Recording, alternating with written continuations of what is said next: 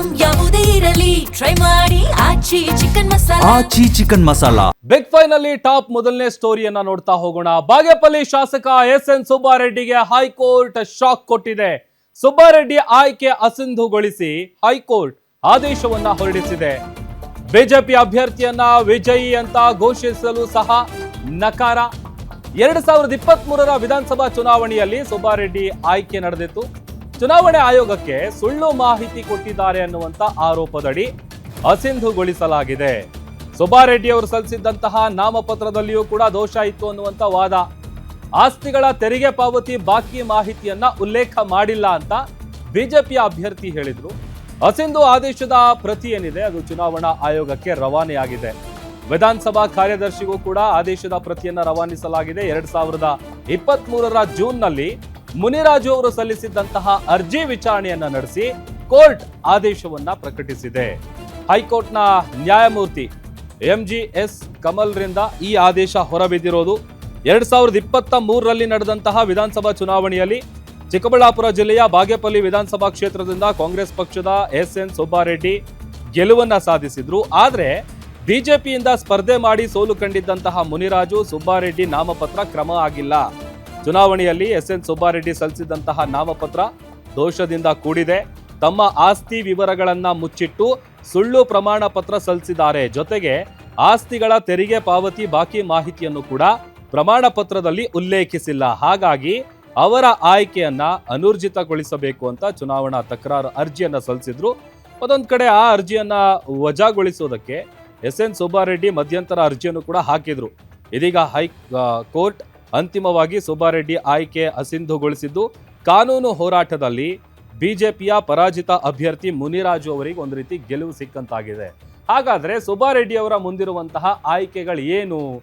High court ತೀರ್ಪಿಗೆ ಮೇಲ್ಮನವಿಯನ್ನ ಸಲ್ಲಿಸಬಹುದು. ಅವರಿಗಿರುವಂತಹ option high court ತೀರ್ಪನ್ನ ಪ್ರಶ್ನಿಸಿ ಸುಪ್ರೀಂ ಕೋರ್ಟ್ ಮೊರೆ ಹೋಗಬಹುದು. ಮೇಲ್ಮನವಿಯನ್ನ ಸಲ್ಲಿಸಿದ್ರೆ ತಾತ್ಕಾಲಿಕ ಸ್ಥಗಿತ ಆದೇಶ ಸಿಗುವಂತಹ ಸಾಧ್ಯತೆ ಇದೆ. ಅಂತಿಮ ತೀರ್ಪು ಬರುವವರೆಗೆ MLA ಸ್ಥಾನದಲ್ಲಿ ಮುಂದುವರಿಸಬಹುದು. ಕೋರ್ಟ್ ಆದೇಶದ ಆಧಾರದ ಮೇಲೆ ಸ್ಥಾನ ಖಾಲಿಯಾದ್ರೆ ಬೈ ಎಲೆಕ್ಷನ್ ನಡೆಯುತ್ತೆ. ಉಪಚುನಾವಣೆಯಲ್ಲಿ ಮತ್ತೆ ಅವ್ರು ಹೇಗೇನು ಇನ್ನೊಂದ್ಸಲ ಸ್ಪರ್ಧೆ ಮಾಡಬಹುದು. ಅರ್ಹರಾಗಿದ್ರೆ ಮತ್ತೆ ಉಪಚುನಾವಣೆಯಲ್ಲಿ ಅವರು ಕಣಕ್ಕಿಳಿಬಹುದು. ಉಪಚುನಾವಣೆಯಲ್ಲಿ ಜನರ ಮುಂದೆ ಹೋಗಿ ಮತ ಕೇಳಬಹುದು. ಇದೆಲ್ಲ ಅವ್ರಿಗಿರುವಂತ ಆಯ್ಕೆಗಳು. ಜನರಿಂದ ಹೆಚ್ಚು ಮತ ಪಡೆದು ಮರು ಆಯ್ಕೆ ಆಗೋದಕ್ಕೆ ಅವಕಾಶ ಇದೆ. ಇದು ಎಸ್.ಎನ್. ಸುಬ್ಬಾರೆಡ್ಡಿ ಅವರ ಮುಂದಿರುವಂತಹ ಆಯ್ಕೆಗಳು. ಕೋರ್ಟ್ ಆದೇಶದ ಆಧಾರದ ಮೇಲೆ ಈಗ ಅವರಿಗಿರುವಂಥ ಆಪ್ಷನ್ ಏನು ಅಂತಂದರೆ ಈ ಒಂದು ಅಸಿಂಧುಗೊಳಿಸಿರುವಂತಹ ಆದೇಶವನ್ನು ಪ್ರಶ್ನಿಸಿ ಸುಪ್ರೀಂ ಕೋರ್ಟ್ ಮೊರೆ ಹೋಗ್ಬೋದು. ಅಲ್ಲಿ ಏನಾಗುತ್ತೆ ಅನ್ನುವಂಥದ್ದು ಡಿಸೈಡ್ ಆಗುತ್ತೆ. ಒಂದು ವೇಳೆ ಏನಾದರೂ ಬೈ ಎಲೆಕ್ಷನ್ ನಡೆದ್ರೆ ಬೈ ಎಲೆಕ್ಷನ್ ಸಂದರ್ಭದಲ್ಲಿ ಮತ್ತೆ ಅವರು ಜನರ ಮುಂದೆ ಹೋಗಿ ವೋಟ್ ಕೇಳಬೇಕು. ಆಗ ಹೆಚ್ಚಿನ ಸಂಖ್ಯೆಯಲ್ಲಿ ಮತವನ್ನು ಪಡ್ಕೊಂಡು ಅಲ್ಲಿ ಗೆಲ್ಲಬೇಕಾಗತ್ತೆ. ಇದು ಸದ್ಯ ಅವರ ಮುಂದೆ ಇರುವಂತಹ ಆಯ್ಕೆಗಳು. ಬಾಗೇಪಲ್ಲಿಯ ವಿಧಾನಸಭಾ ಕ್ಷೇತ್ರದ ಕಾಂಗ್ರೆಸ್ ಶಾಸಕ ಎಸ್.ಎನ್. ಸುಬ್ಬಾರೆಡ್ಡಿ ಅವರು ಅವರ ಆಯ್ಕೆ ಏನಿದೆ ಅದನ್ನು ಅಸಿಂಧುಗೊಳಿಸಿ ಕರ್ನಾಟಕ ಹೈಕೋರ್ಟ್ ಆದೇಶವನ್ನು ಹೊರಡಿಸಿದೆ. 2023ರ ವಿಧಾನಸಭಾ ಚುನಾವಣೆಯಲ್ಲಿ ಸೋಲು ಕಂಡಿದ್ದಂತಹ ಬಿಜೆಪಿಯ ಮುನಿರಾಜ್ ಅವರು ಏನಿದ್ದಾರೆ ಅವರು ಸಲ್ಲಿಸಿದ್ದಂತಹ ತಕರಾರು ಅರ್ಜಿ ವಿಚಾರಣೆಯನ್ನ ನ್ಯಾಯಮೂರ್ತಿ MGS ಕಮಲ್ ಅವರಿದ್ದಂತಹ ಹೈಕೋರ್ಟ್ ಪೀಠ ಕಾಂಗ್ರೆಸ್ ಶಾಸಕ ಎಸ್.ಎನ್. ಸುಬ್ಬಾರೆಡ್ಡಿ ಆಯ್ಕೆಯನ್ನ ಅಸಿಂಧುಗೊಳಿಸಿ ಆದೇಶವನ್ನ ಕೊಟ್ಟಿದೆ.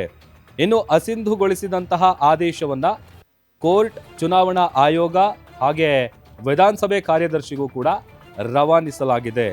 ಚುನಾವಣೆಯಲ್ಲಿ ಅವರು ಸಲ್ಲಿಸಿದಂತಹ ನಾಮಪತ್ರ ಏನಿದೆ ಅದು ದೋಷದಿಂದ ಕೂಡಿತ್ತು ಅನ್ನುವಂಥ ವಿಚಾರ.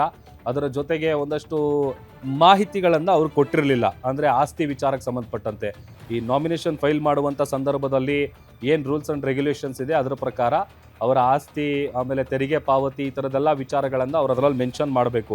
ಬಟ್ ಆ ಥರದ್ದು ಯಾವುದೋ ಮಾಹಿತಿಗಳನ್ನು ಅವರು ಅದರಲ್ಲಿ ಮೆನ್ಷನ್ ಮಾಡಿರಲಿಲ್ಲ ಅಂತ ಆ ತಕರಾರು ಅರ್ಜಿಯಲ್ಲಿ ಉಲ್ಲೇಖ ಮಾಡಿದರು. ಇದೀಗ ವಿಚಾರಣೆ ನಡೆಸಿದಂತಹ ಹೈಕೋರ್ಟ್ ಅವರ ಆಯ್ಕೆಯನ್ನ ಅಸಿಂಧುಗೊಳಿಸಿದೆ.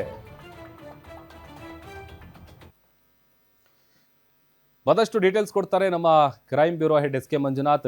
ನ್ಯೂಸ್ ಡೆಸ್ಕ್ ಇಂದ ಲೈವ್ ಜಾಯ್ನ್ ಆಗಿದ್ದಾರೆ. ಮಂಜುನಾಥ್, ಎಸ್.ಎನ್. ಸುಬ್ಬಾರೆಡ್ಡಿ ಅವರ ಮುಂದೆ ಈಗ ಏನ್ ಆಪ್ಷನ್ಗಳಿದೆ, ಮುಂದೆ ಏನ್ ಮಾಡಬಹುದು ಅಂತ? ಪ್ರಭು ಏನು ಒಂದು ಚುನಾವಣಾ ತಕರಾರು ಅರ್ಜಿ ಅದಕ್ಕೆ ಸಂಬಂಧಪಟ್ಟಂತೆ ಇವತ್ತು ಹೈಕೋರ್ಟ್ನ MGM ಕಮಲ್ ಅವರ ನ್ಯಾಯಪೀಠ ಬಾಗೇಪಲ್ಲಿ MLA ಆಗಿರ್ತಕ್ಕಂಥ ಸುಬ್ಬಾರೆಡ್ಡಿ ಅವರ ಆಯ್ಕೆ ಅಸಿಂಧು ಅಂತಕ್ಕಂಥ ಒಂದು ಆದೇಶವನ್ನು ಹೊರಡಿಸಿದೆ. ಅವರಿಗೆ ಮುಂದೆ ಇರ್ತಕ್ಕಂಥ ಆಯ್ಕೆ ಆ ಒಂದು ಆದೇಶವನ್ನು ಹೈಕೋರ್ಟ್ನ ವಿಭಾಗೀಯ ಪೀಠದಲ್ಲಿ ಪ್ರಶ್ನೆ ಮಾಡುವುದು ಅಥವಾ ನೇರವಾಗಿ ಸುಪ್ರೀಂ ಕೋರ್ಟ್ನಲ್ಲಿ ಈ ಒಂದು ಆದೇಶವನ್ನು ಪ್ರಶ್ನೆ ಮಾಡುವಂಥ ಅವಕಾಶ ಇದೆ. ಅಲ್ಲಿವರೆಗೂ ಅಂದರೆ ಹೈಕೋರ್ಟ್ನಲ್ಲಿ ಪ್ರಶ್ನೆ ಮಾಡಿ ಅಲ್ಲಿ ಏನಾದರೂ ತೀರ್ಪು ಬರೋವರೆಗೂ ಅವರು ಒಂದು ಶಾಸಕ ಸ್ಥಾನ ಏನಿದೆ ಅದು ಅನರ್ಹರಾಗಿದ್ದರೆ ಆ ಶಾಸಕ ಸ್ಥಾನದಲ್ಲಿ ಯಾರೂ ಕೂರೋಗಿಲ್ಲ. ಹಾಗಾಗಿ ಬಾಗೇಪಲ್ಲಿಯ ವಿಧಾನಸಭಾ ಕ್ಷೇತ್ರಕ್ಕೆ ಯಾರೂ ಶಾಸಕರಿಲ್ಲದೆ ಶಾಸಕ ಸ್ಥಾನ ತೆರವಾಗಿರ್ತಕ್ಕಂಥದ್ದು. ಇನ್ನು ಏನು ಈ ಒಂದು ಆದೇಶವನ್ನು ಹೊರಡಿಸೋದಕ್ಕೆ ಸಂಬಂಧಪಟ್ಟಂತೆ 2023 ಜೂನಲ್ಲಿ ಒಂದು ಕೇಸ್ ದಾಖಲಾಗಿರುತ್ತೆ. ಅದು ಅವರ ವಿರುದ್ಧ ಅಂದರೆ ಏನು BJP ಪಕ್ಷದಿಂದ ಸ್ಪರ್ಧಿಸಿರ್ತಾರೆ ಸಿ ಮುನ್ರಾಜು ಅಂತಕ್ಕಂಥವ್ರು ಒಂದು ಚುನಾವಣಾ ತಕರಾರು ಅರ್ಜಿಯನ್ನು ಸಲ್ಲಿಸಿರ್ತಾರೆ. ಅದರ ಅಲ್ಲಿ ಆರೋಪ ಮಾಡಿರ್ತಕ್ಕಂಥದ್ದು ಸುಬ್ಬಾರೆಡ್ಡಿ ಅವರು ನಾಮಪತ್ರ ಸಲ್ಲಿಸ್ತಕ್ಕಂಥ ಸಂದರ್ಭದಲ್ಲಿ ಏನು ಅಫಿಡವಿಟನ್ನು ಹಾಕಿರ್ತಾರೆ ಅದರಲ್ಲಿ ಆಸ್ತಿ ವಿವರ ಇರ್ಬೋದು, ತೆರಿಗೆ ವಂಚನೆಗೆ ಸಂಬಂಧಪಟ್ಟಂತೆ ಕೆಲವೊಂದು ಮಾಹಿತಿ, ಅವರ ಒಂದು ಆಸ್ತಿಗಳ ಮೇಲೆ ಈ ಹಿಂದೆ IT ಮತ್ತು ED ಅಧಿಕಾರಿಗಳು ದಾಳಿಯನ್ನು ನಡೆಸಿರ್ತಾರೆ. ಆ ದಾಳಿಗೆ ಸಂಬಂಧಪಟ್ಟಂಥ ಸತ್ಯಾಂಶಗಳನ್ನು ಮುಚ್ಚಿಟ್ಟಿರ್ತಾರೆ ಅಂತಕ್ಕಂಥದ್ದು. ಈ ಎಲ್ಲ ಒಂದು ಮಾಹಿತಿ ಆಧಾರದ ಮೇಲೆ ಅವರು ಚುನಾವಣಾ ಅಕ್ರಮವನ್ನು ಎಸಗಿದ್ದಾರೆ ಅಂತಕ್ಕಂಥ ನಿಟ್ಟಿನಲ್ಲಿ ಒಂದು ಚುನಾವಣಾ ತಕರಾರು ಅರ್ಜಿಯನ್ನು ಹೈಕೋರ್ಟ್ನಲ್ಲಿ ದಾಖಲು ಮಾಡಿರ್ತಾರೆ. ಅದರ ವಿಚಾರಣೆ ನಡೆದುಕೊಂಡು ಬಂದಿರುತ್ತೆ. ಪ್ರತಿ ವಿಚಾರಣೆ ಸಂದರ್ಭದಲ್ಲೂ ಅವರು ಏನು ನನ್ನ ಮೇಲೆ ದಾಖಲು ಮಾಡಿರ್ತಕ್ಕಂಥ ಒಂದು ಚುನಾವಣಾ ತಕರಾರು ಅರ್ಜಿ ಏನಿದೆ ಅದನ್ನು ವಜಾ ಮಾಡಬೇಕು, ಜೊತೆಗೆ ಈ ಒಂದು ಮಧ್ಯಂತರ ತಡೆಯಾಜ್ಞೆಯನ್ನು ಕೊಡಬೇಕು ಅಂತಕ್ಕಂಥ ಒಂದು 3 ಅರ್ಜಿಗಳನ್ನು ಸಹ ಸಲ್ಲಿಸಿರ್ತಾರೆ. ಆದರೆ ವಿಚಾರಣೆ ನಡೆಸ್ತಾ ಇದ್ದಂಥ ಒಂದು ಹೈಕೋರ್ಟ್ನ ಏನು MGM ಕಮಲ್ ಅವರ ನ್ಯಾಯಪೀಠ ಅವರು ಸಲ್ಲಿಸಿದ್ದಂಥ ಅರ್ಜಿಗಳು ಏನು ಮಧ್ಯಂತರ ತಡೆಯಾಜ್ಞೆ ಕೋರಿ ಒಂದು ಅರ್ಜಿಯನ್ನು ಸಲ್ಲಿಸಿರ್ತಾರೆ ಅದನ್ನು ವಜಾ ಮಾಡಿರ್ತಾರೆ. ಹಾಗಾಗಿ 3 ಬಾರಿ ಹಿನ್ನಡೆಯಾಗಿದ್ದಂಥ ಸುಬ್ಬಾರೆಡ್ಡಿ ಅವರಿಗೆ ಇವತ್ತು ದೊಡ್ಡ ಶಾಕ್ ಎದುರಾಗಿದೆ. ಈಗ ಏನಾದರೂ ಅವರು ನೇರವಾಗಿ ಸುಪ್ರೀಂ ಕೋರ್ಟ್ಗೆ ಹೋಗಿ ಹೈಕೋರ್ಟ್ನ ಏಕಸದಸ್ಯ ಪೀಠ ಕೊಟ್ಟಿರ್ತಕ್ಕಂಥ ತೀರ್ಪನ್ನು ಪ್ರಶ್ನೆ ಮಾಡಿ ಈ ಒಂದು ಆದೇಶಕ್ಕೆ ತಡೆಯಾಜ್ಞೆ ತಂದಿದ್ದೇ ಆದರೆ ಒಂದು ಆ ಶಾಸಕ ಸ್ಥಾನ ತೆರವಾಗಿರುತ್ತೆ. ಅದಕ್ಕೆ ಸಂಬಂಧಪಟ್ಟಂತೆ ಯಾವ ತೀರ್ಪನ್ನು ಕೈಗೊಳ್ಳಬೇಕು ಅನ್ನೋದು ಸುಪ್ರೀಂ ಕೋರ್ಟ್ನಲ್ಲಿ ವಿಚಾರಣೆ ಆಗುತ್ತೆ.